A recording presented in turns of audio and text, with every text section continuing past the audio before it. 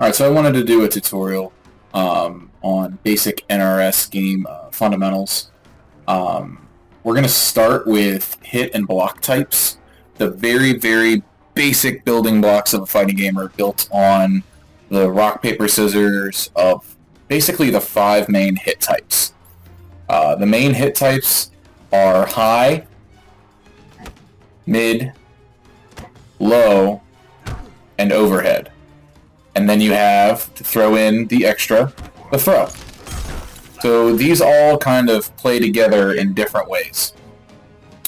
So in general, highs are fast attacks.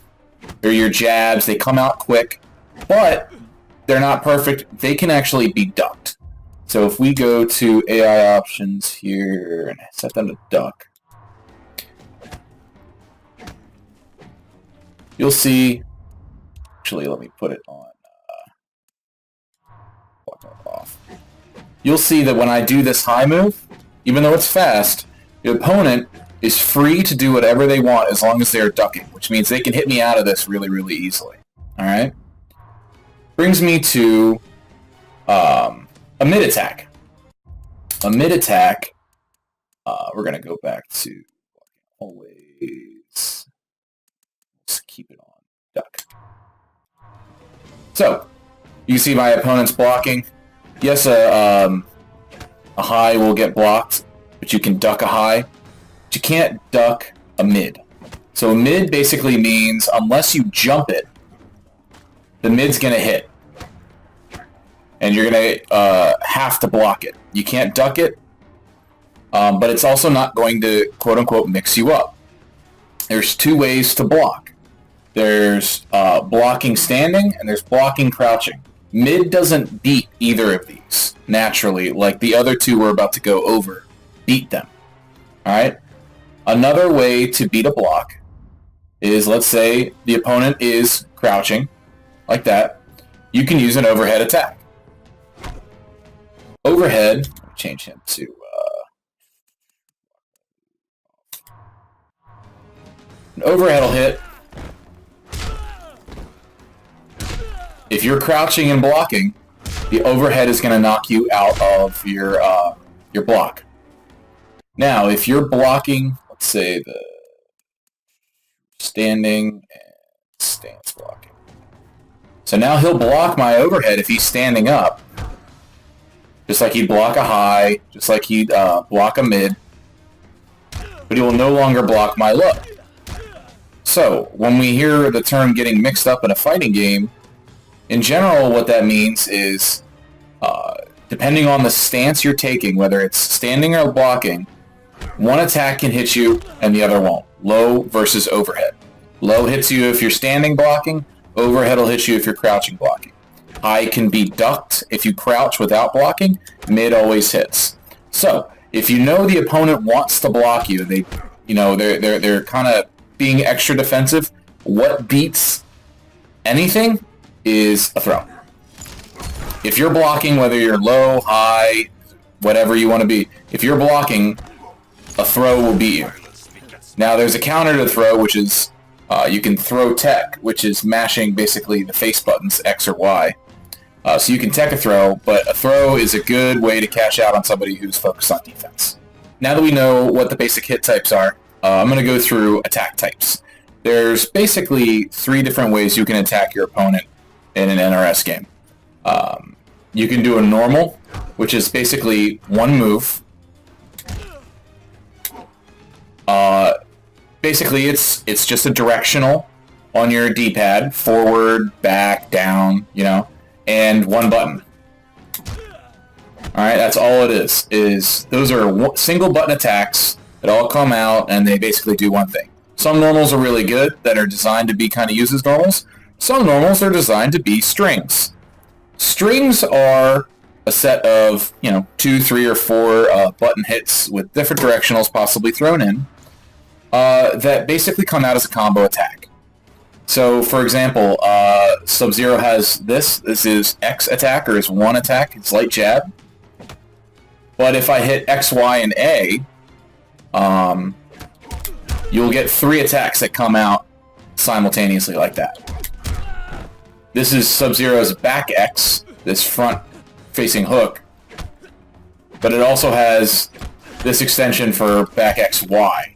Alright, so these are strings. Strings can be, let's say I have a 3-hit string, 1, 2, 3. I can do 1 hit of it, I can do 2 hits of it, I can do 3 hits of it.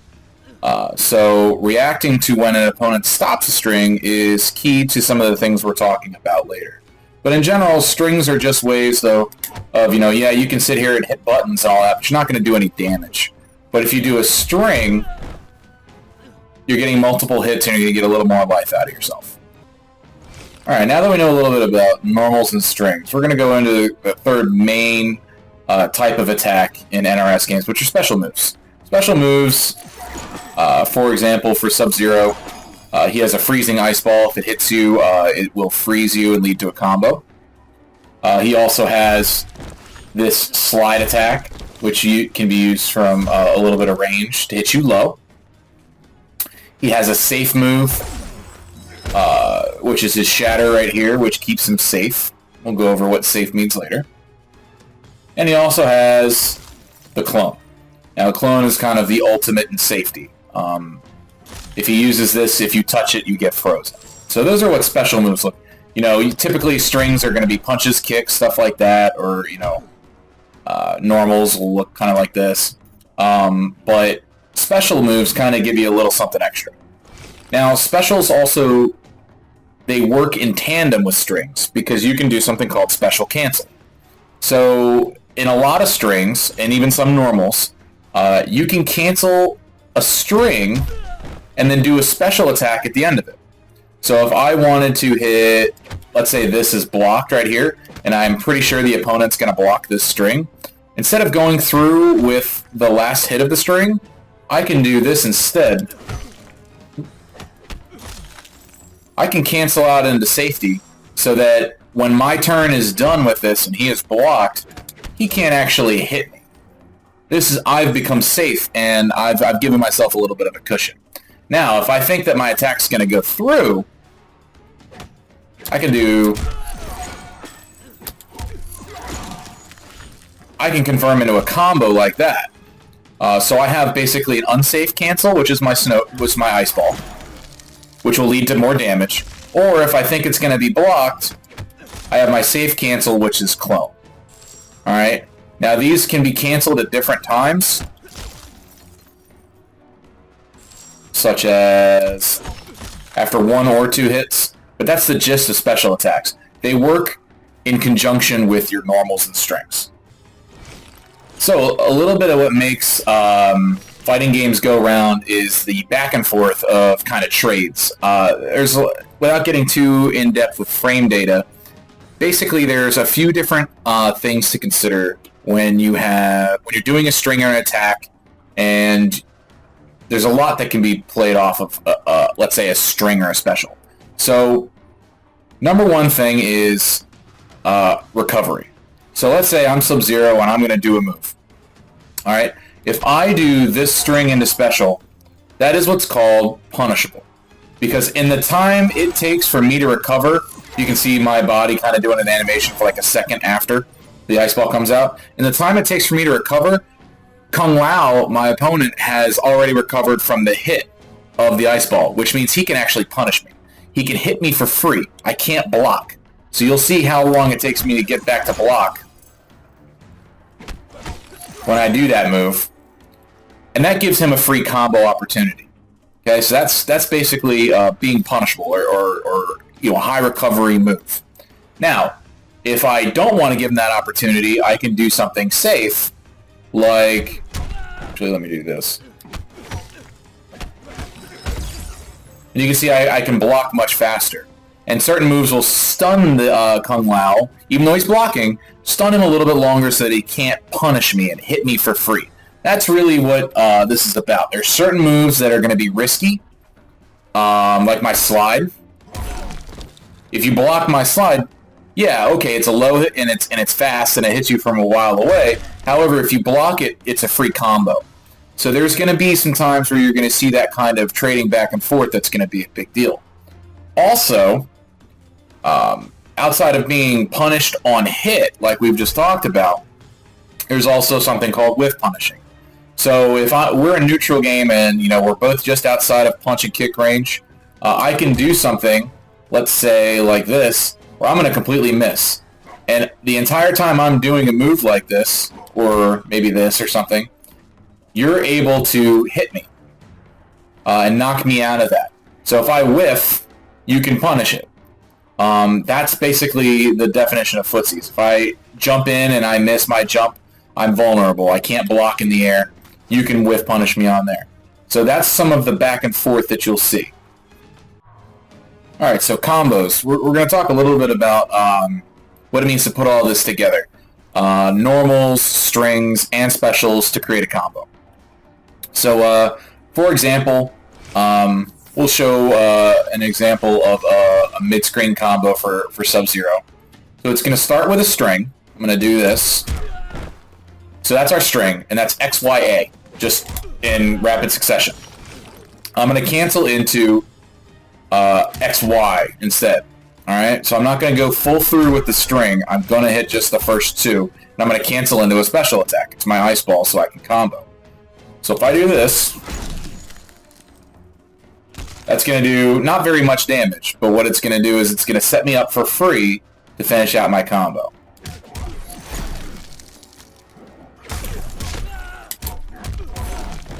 Alright, so that hits for 24% mid-screen.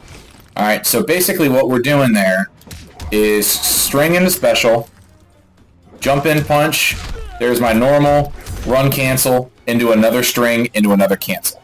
So it's a little harder than it looks, but that's how they're all working together. It's basically 2 strings and 2 specials and 1 normal is that entire combo. There's going to be simpler combos too. Let's say like this, which is string into special, and then I can do, let's see, string into special, here's a string, into another string, and that's 23%. Alright, so there's a couple different ways to do combos. For Sub-Zero, his main linker is going to be his ice ball. So as long as he can do his ice ball, he can kind of do whatever the hell else he wants after that. Into a combo.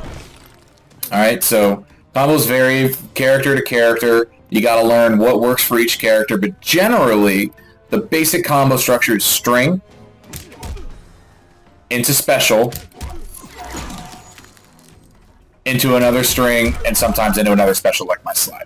So you could see something like this. Something like that. And that's a basic combo in an NRS game. Alright, so we're going to talk a little bit about meter now.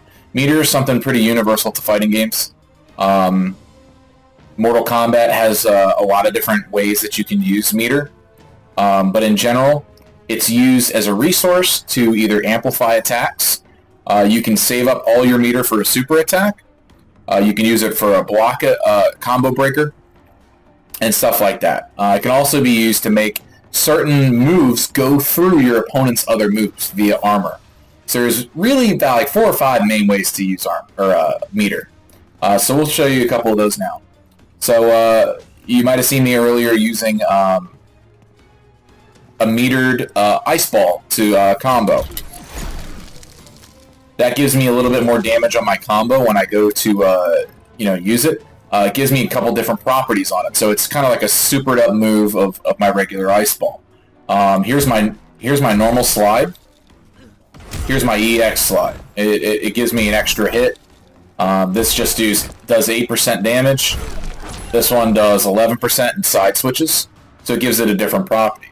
You can also, if you have all 3 of your bars at any time, you can also use a super attack. In Mortal Kombat X, it's called an X-Ray. And it'll do 31%. It's a heavy hitting attack, but once you use it, if it's blocked, all 3 of your bars are wasted. So it's a pretty big investment to use that. You can also, by holding forward and block, use a combo breaker. So let's say I start comboing Kung Lao here. At any point during the combo, he could theoretically hold forward and hit block, and he'll burn 2 of his bars to break the combo.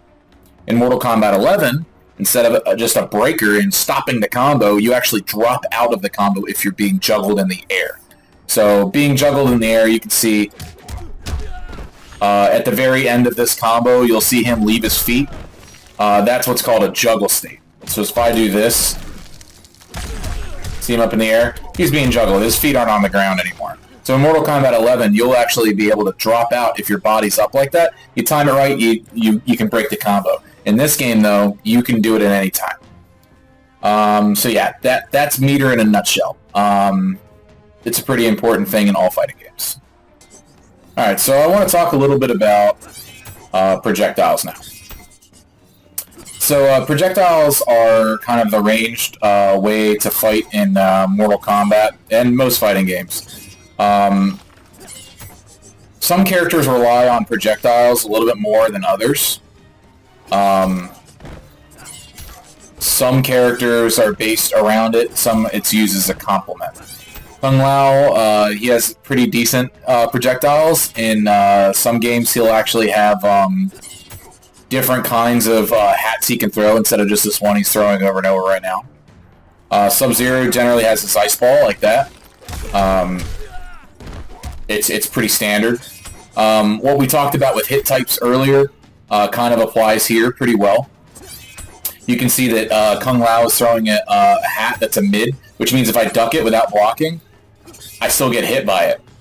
However, if I... let's see...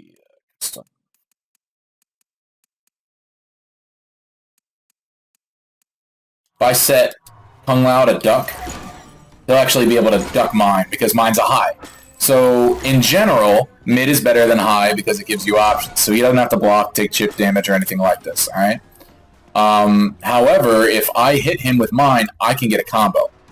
All he has to do is get touched by that ice ball, even though it's a little slow and you can duck it. He gets hit by that, I get more damage than he would get per basis on his. So if he is... if he's trying to spam projectiles, basically part of the game is being able to duck the projectiles or jump over the projectiles to get into the range you want to fight. Sometimes you want to sit at range and start throwing projectiles back at the guy, and that's fine too. It just depends on what your playstyle is. Sub-Zero, he wants to use one projectile, get in on a combo, and that's his game, and he wants you in the corner. Kung Lao can throw a couple projectiles and be fine. He can stay at range. He doesn't need to jump in on you.